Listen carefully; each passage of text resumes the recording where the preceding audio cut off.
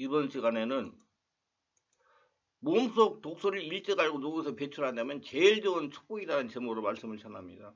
하나님 몸속 독소를 일제라고 녹여서 배출한다면 제일 좋은 축복이라고 말씀하십니다. 이유는 미리 알고 대처함으로 영적, 정신적, 육체로 건강하게 지내므로 불필요한 고통을 당하지 않고 사전에 예방할 수가 있기 때문에 불필요한 고통이라는 것은 물적, 정신적, 육체적인 불필요한 시간을 낭비하지 않았다는 것입니다. 잠재의식 속에 영적으로 심적인 독소를 녹여서 배출하여 영혼에게 건강하게 하려면 성령의 깊은 역사와 지배가 있어야 가능합니다. 성령을 세례받고 성령 충만받아야 영안이 열려야 자신을 본인과 고칠 수가 있는 거예요.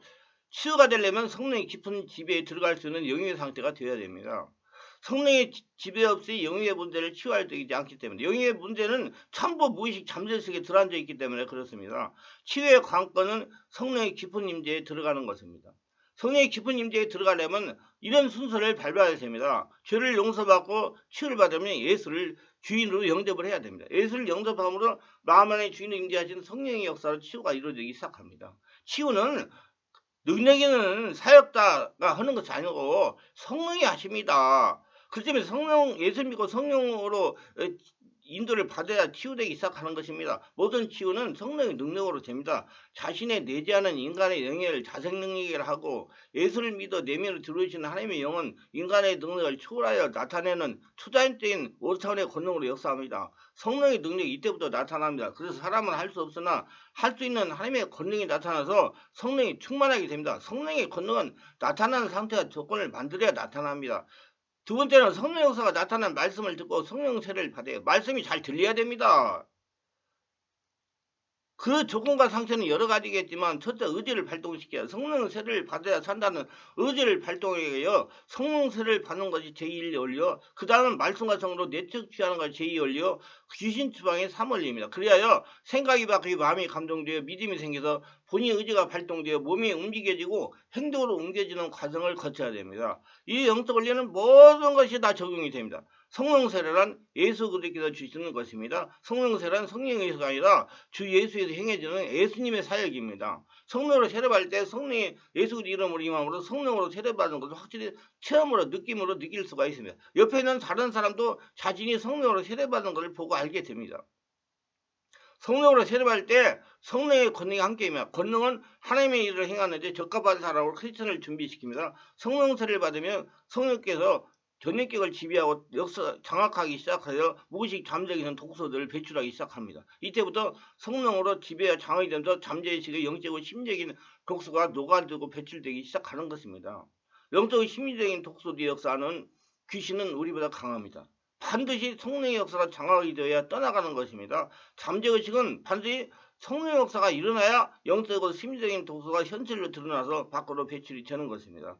그 때문에 이런 독소를 현실로 드러나서 배출을 하고 있는 은혜를 받고 있다면 하나님의 복숭의 복이고 여러분은 하나님의 복을 받은 것입니다. 그건 제가 누누이 얘기했지만 성령으로 세례받고 성령 충만 받아가지고 하나님이 지금 이런 죄에 전하는 말씀이 들려서 내 안에도 이런 것이 있구나 하고 마음을 드러내가지고 고칠 수 있는 그 상태가 됐을 때 일어나기 때문에 굉장한 은혜고 축복이라는 것입니다. 잠재의식의 역사하고 역사하는 영적이고 심적인 독소 뒤에는 귀신을 몰아내려면 먼저 성령으로 세례를 받아야 됩니다. 성령으로 세례를 받으면 성령의 역사가 일어나는 장소를 가셔야 됩니다. 성령의 역사가 일어나는 장소에 가서 뜨겁게 기도할 때 성령의 세례를 체험하게 됩니다. 성령 세례는 이론이 아니고 실제로 체험하는 역사입니다. 자신이 직접 몸으로 감각으로 느껴야 됩니다. 옆에 있는 다른 교우들도 자신이 성령으로 세례받는 것을 보고 알 수가 있습니다. 성령 세례를 받게 되면 다음으로 성령의 불세례가 나타나면서 지배하시고 장악하시기 시작합니다. 성령의 불세례라는 것은 성령의 기름 부음을 말하는 것, 끊임없이 흘러나오는 걸 말하는 것, 자기 안에서 성령께서 불교 역사 하시면서 자신의 상처를 치유하고 사활을 부수십니다. 성령께서 잠재의식 이하의 역사하시면서 영적이고 심리적인 독소를 녹이시고 배출하십니다.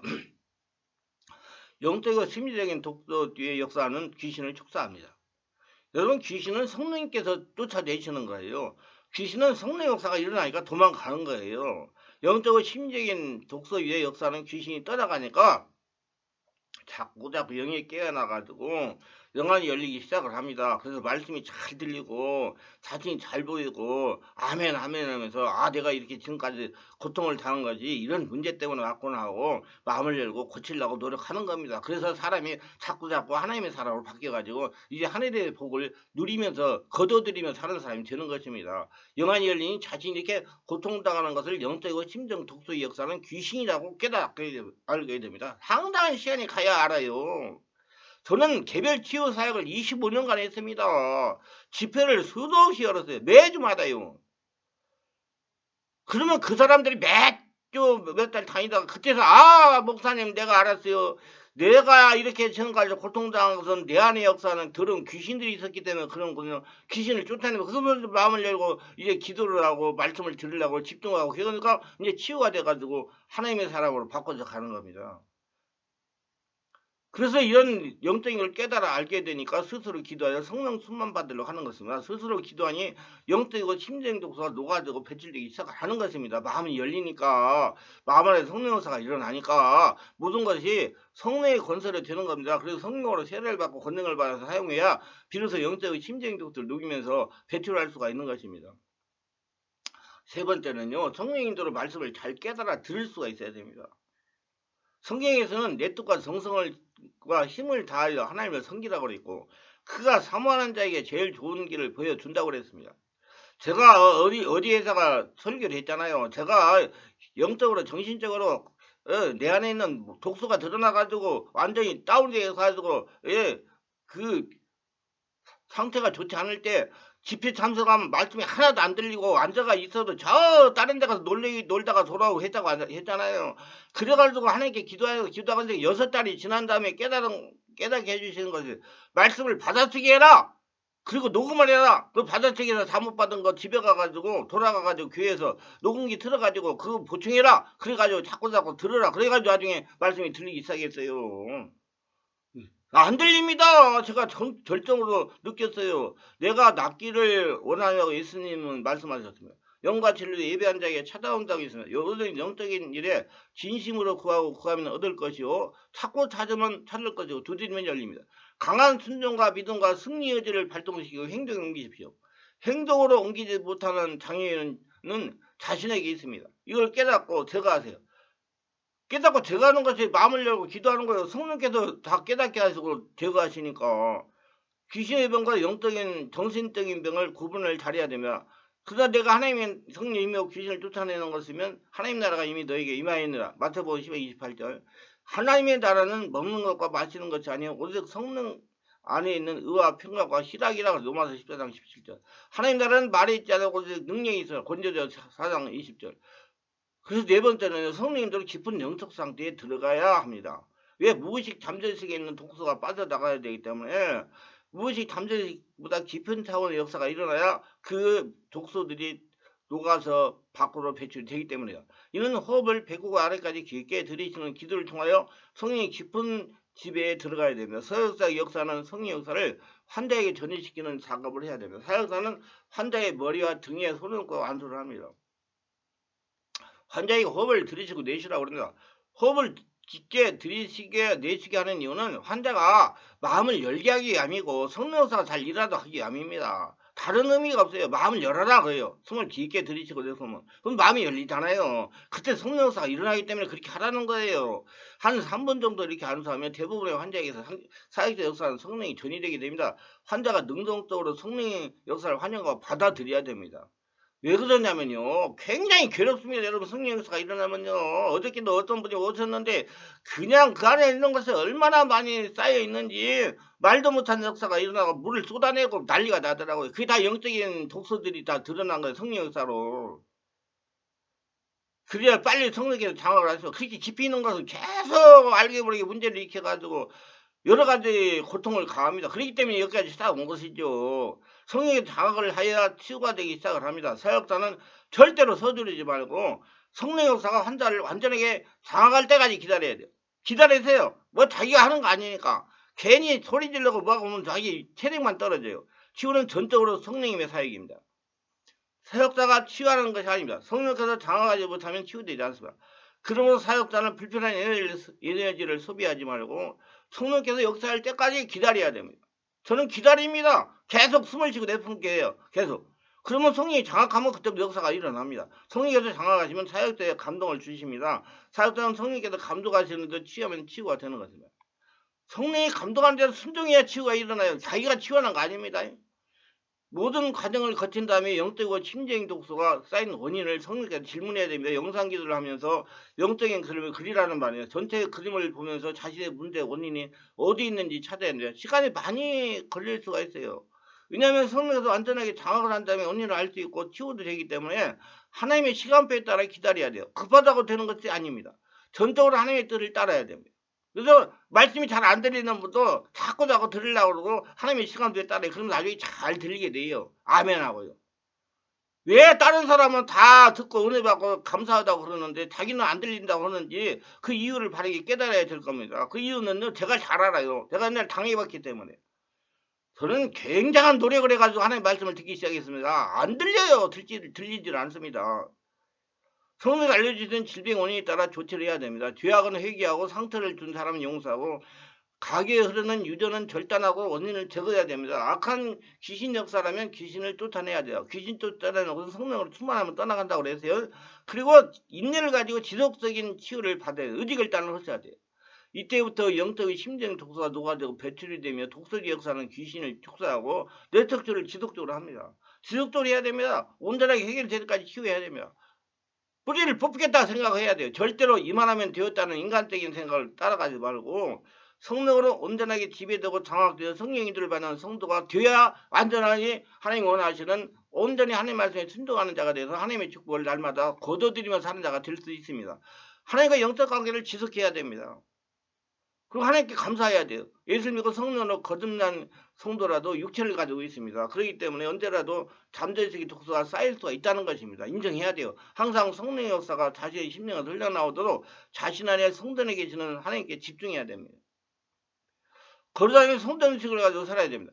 하나님의 치유는 사람의 죄악됨을 낱낱이 드러냄으로써 다시는 그와 같은 죄의 길을 반복하지 못하게 하는 데 있습니다. 여러분 출애굽기를 잘 읽어보세요. 그러면 다 깨달을 수가 있어요. 하나님의 형상을 닮은 군사로 만들어 가십니다. 하나님 말씀에 온전히 순종하는 사람을 만듭니다. 깨닫고 보면 사람은 누구나 얼마나 악한지 모릅니다. 바울의 고백은 모두 그리스도인 자에게 해당할 것입니다. 내가 교인이 되었을 때 성경은 나를 죄인이라고 했지만 실제로 저는 그다지 심각하게 생각하지 않았습니다. 그러나 나중에 깨닫고 보니까 죄가 나올 때마다 다시는 그렇게 하지 않게 죄를 짓지 않게 해달라고 기도해서 그러나 얼마가 지나지 않아서 같은 행위를 반복하는 죄를 발견하는 것은 어렵지 않았습니다. 이 같은 것은 치유가 아니라 종교적인 경건입니다. 사찰이나 이방 종교에서 하는 것입니다. 그러나 하나님은 생명과 성령으로 근본을 고치십니다. 토해내가지고 바꿔버려요. 그렇지만 괴롭고 힘든 겁니다. 같은 죄의 행위를 반복하지 않게 하시면 마치 지옥을 본 사람이 지옥 가지 않기 위해 죄를 짓지 않는 것 같이 자기 속에 참으로 가증하고 끔찍한 죄의 본질이 있음을 알고 다시는 자신의 육신대로 살지 않는 것 같습니다. 그래서 하나님의 지원은 철저하게 하나님에 의지하여 하나님의 생명, 성령으로 살게 하십니다. 하나님 말씀에 온전하게 순종하는 사람으로 살기 바랍니다. 그래야 하나님의 축복을 받으며 하나님의 살아가심을 세상에 증명할 수가 있기 때문에 그럽니다. 하나님은 그러니 매 순간 하나님의 생명, 성령을 의지하여 살기를 원하십니다. 그래야 자신에 대해 죽고 하나님에 대해 살게 하십니다.